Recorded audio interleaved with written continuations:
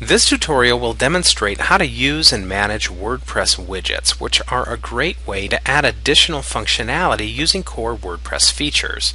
If you haven't already noticed, you have a series of widgets that are already published by default in the WordPress site, including search, recent posts, recent comments, archives, categories, and meta.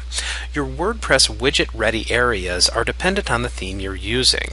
To manage your widgets, return to the WordPress dashboard and go to the Appearance option in the toolbar and select Widgets from the flyout. You'll notice that you have a series of available widgets in WordPress by default that offer additional functionality. These include a lot of different options, and you should learn about them so you can offer the functionality that you like. You also have different widget-ready areas. For instance, in this theme we have the primary sidebar, which includes the widgets that we see on the front end of our site, including search, recent posts, recent comments, archives, categories, and meta. Again, these appear in the same order as they do on the front end in our sidebar.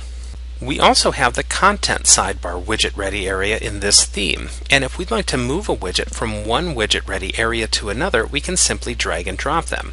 We'll drag and drop recent posts and recent comments into our Content sidebar. We also have the Footer widget ready area, and we're going to move categories and our meta widgets into this widget ready area. I'd like to completely delete the Archives widget from the primary sidebar, and to do so I'll select on the drop-down here and click on the Delete button. If I simply want to deactivate a widget, I could select it, as I'll do with this Search widget, and drag it down to the Inactive Widgets area. When moving widgets around like this, the changes will automatically occur on the front end of the site. So we'll return to the front end and refresh the page, and we'll notice how no more widgets appear in our primary sidebar, but how our recent posts and recent comments appear in our Content sidebar.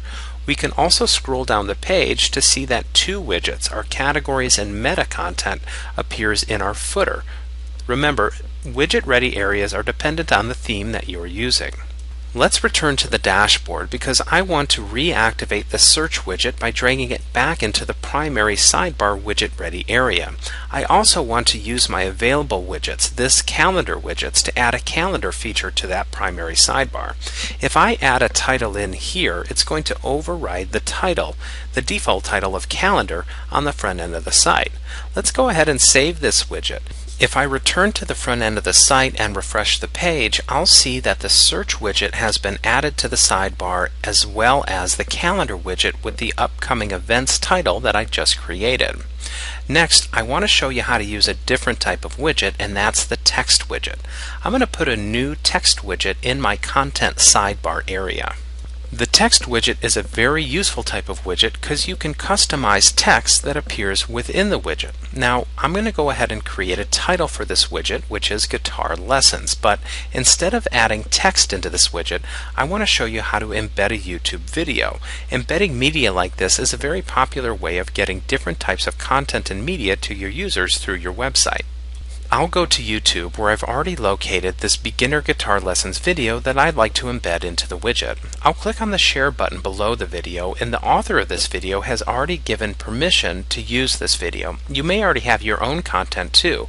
I'll click on the embed button, which will give me this iframe code.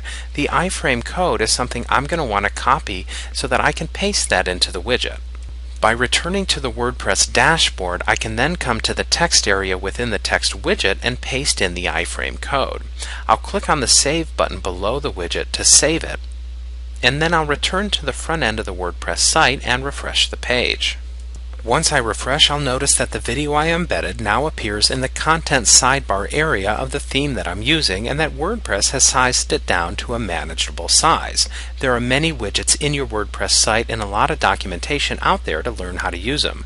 The next tutorial will demonstrate how to use WordPress plugins.